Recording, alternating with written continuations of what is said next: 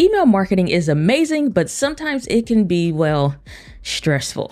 The content of the email could be great, your offer could be great, your landing page copy could even be great, but if you can't get people to open those emails, they'll never follow through with the rest of the funnel. So if this is the bottleneck in your business and you're not able to get as many people that keep signing up to your email list to actually open and read those emails, it kind of defeats the purpose. But you can change all that with the Irresistible Email Subject Lines tool in Clarity Scribe. So I'm going to show you how to take a few inputs with your business brand and the offering that you have in the email, use that for context to start building out a dynamite email subject line so people actually start clicking to open those. And at the end of the video, I'll give you a little pro tip on how to even get better results with this. So let's dive in. Under the All Tools section, we'll see that the email subject lines is nestled here, and we'll have 3 different sections that we can enter content in, and I'll show you the difference and how to get the best results from this tool. The first section is a little bit bigger because it wants to know what this email is about. Next, we have what is it, like the actual product. Is it a book, a webinar, an online course, an offer, a YouTube video, the specific thing? And then if there is a specific length of time available for it, if there's a deadline, if you're doing a launch or something like that, then we can now start to add in more emphasis on it being a limited time offer or the fact that it's going to end at a certain time. So for our first example, let's start with something easy that most people would have, which is a podcast. And this could also be representative of a YouTube video or an interview that you had or something else. So based on what that podcast episode is about, let's say that this one is a new podcast episode, which I'm giving it context that this is something that's new. You can take the new out if you're re-pushing out something that's relevant. Let's say you're an accountant and you do episodes on tax time. You can constantly reshare episodes that are really great. So this is a good way to just add a fresh new spin on something that's existing. But let's say this one is a new episode on getting more people to say no more often using verbal persuasive copy to get the end result that they desire when communicating with clients. And this is actually based on a Ray Edwards podcast episode. And this is what the content was about. So let's go ahead and generate the copy and see what it comes up with. So already we have some different results here. Say no more, learn the art of verbal persuasion, unlock the power of no. It kind of has one of those trigger words in there for me. It just sounds very GPT-ish.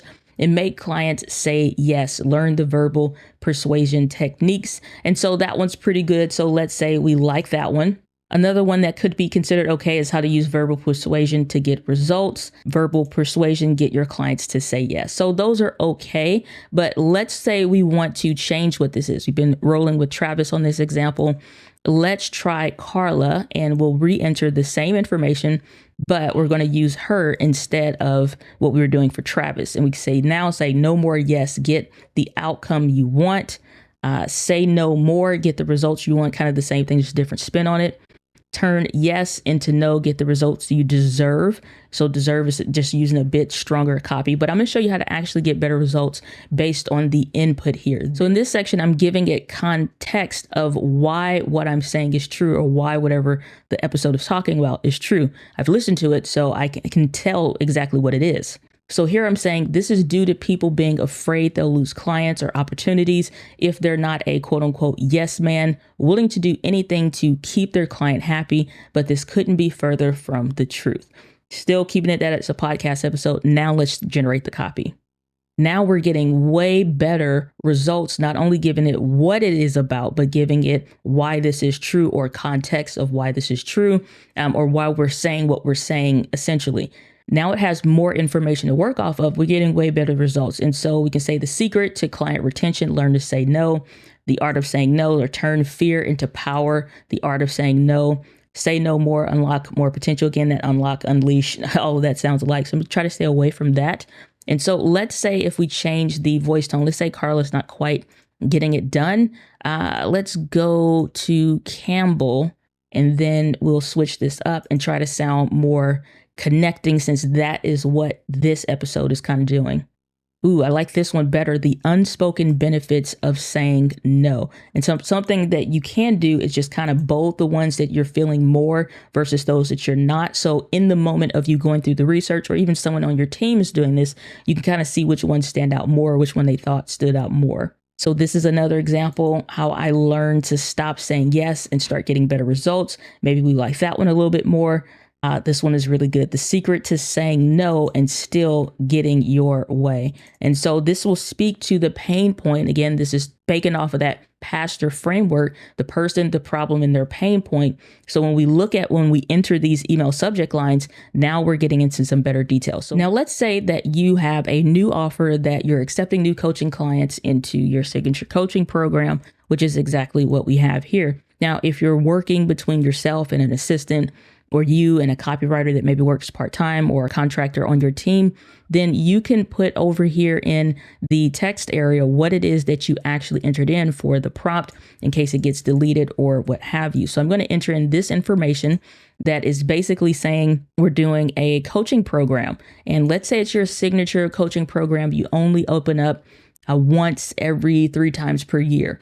And we're now needing to give it context, which is this section here, that people aren't only going to know the right steps or the right path, but that coaching is all about getting there in the shortest amount of time possible, that you're being guided, and that it's with your signature coaching program. Now, I'm putting in here in the what is it section, not the name of the product, but let's say I'm just saying exactly like it was a podcast, YouTube video, it's a signature coaching program. So now we're going to use Campbell. We're going to stick with Campbell for that, and we're going to create the copy. And already we have some results that say, ready to take the fast track to success. We have stop struggling, start succeeding.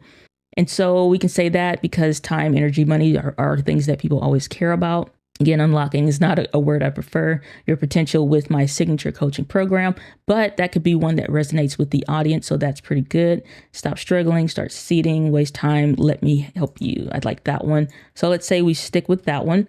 And let's say you have a different area of your ideal target audience that prefers more high energy. So let's go with Nick, and we're going to keep that same email copy, and let's see if we can get some better results.